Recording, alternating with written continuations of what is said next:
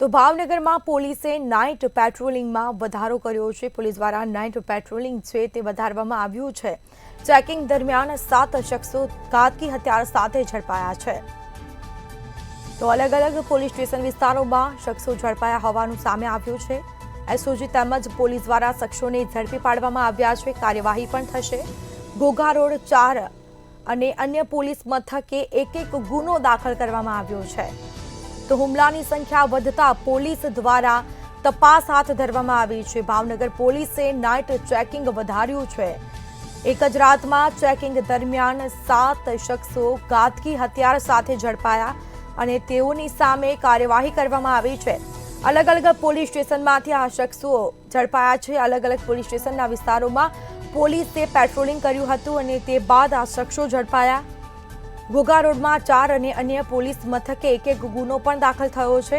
હુમલાની સંખ્યા વધતા પોલીસ દ્વારા તપાસ હાથ ધરાઈ છે। તો પોલીસ દ્વારા પેટ્રોલિંગ વધારવામાં આવ્યું છે। અલગ અલગ પોલીસ સ્ટેશન વિસ્તારોમાં છરી સાથે શખ્સો ઝડપાયા છે।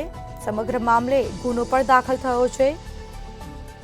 તો હિચકારા હુમલાની સંખ્યામાં વધારો થતા પોલીસ તંત્ર એલર્ટ થયું છે અને જેને લઈને નાઇટ પેટ્રોલિંગમાં પણ વધારો જોવા મળ્યો છે। વધુ વિગતો સાથે સંવાદદાતા હિરેન ચૌહાણ ફોન લાઈન પર જોડાયા છે। જી, ભાવનગર ખાતે પોલીસે નાઇટ પેટ્રોલિંગમાં વધારો કર્યો છે, શું વિગત? જી સ્મિતા, ચોક્કસ જણાવો તો ભાવનગર શહેરમાં ઝેરતા દિવાળી પર્વ બાદ ગુનાખોરી જે વધી રહી હતી તેને લઈને હવે ભાવનગર એસપી ડોક્ટર હર્ષદ પટેલ કહી શકાય કે સખત મૂડમાં છે અને કહેવાય કે પોલીસ કોન્સ્ટેબલના સસ્પેન્ડ કર્યા બાદ હવે જે રીતના રાત્રે પેટ્રોલિંગ છે તેમાં પણ વધારો કરવામાં આવ્યો છે। જે અંતર્ગત ગઈકાલે રાત્રે જે નાઇટ પેટ્રોલિંગ હતું ત્યારે ભાવનગરના વિવિધ પોલીસ સ્ટેશન વિસ્તારમાંથી ઘાતકી હથિયાર સાથે એટલે કે છરી, ચાકુ જેવા હથિયાર સાથે જે લોકો ફરતા હતા તેમને પેટ્રોલિંગ દરમિયાન ઝડપી લેવામાં આવ્યા છે।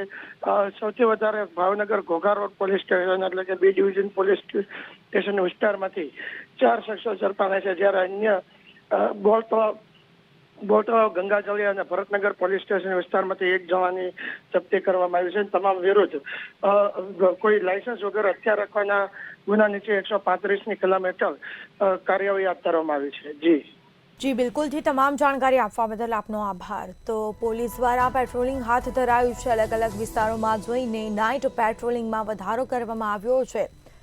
પોલીસ હવે એલર્ટ મોડમાં જોવા મળી રહી છે, કારણ કે હિચકારા હુમલામાં સતત વધારો થઈ રહ્યો છે, જેના કારણે પોલીસ દ્વારા તપાસ કરવામાં આવી છે।